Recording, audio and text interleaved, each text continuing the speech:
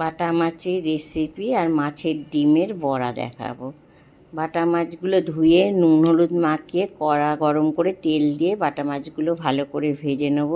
এদিকে একটা মিক্সার ব্লেন্ডে আমি পেস্ট করব, তার জন্যে কালো সর্ষে, একটু সাদা সর্ষে, পোস্ত, আদা, কাঁচা লঙ্কা, কাশ্মীর লঙ্কা, নুন, হলুদ আর একটু জিরে গুঁড়ো দিয়ে এর মধ্যেই সব দিয়ে একসঙ্গে পেস্ট করে নেব।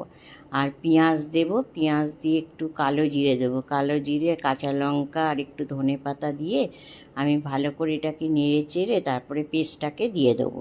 পেস্টটা দেওয়া হয়ে গেলে একটু বেশ ভালো করে যাবে, আর একটু ওই জল দেব।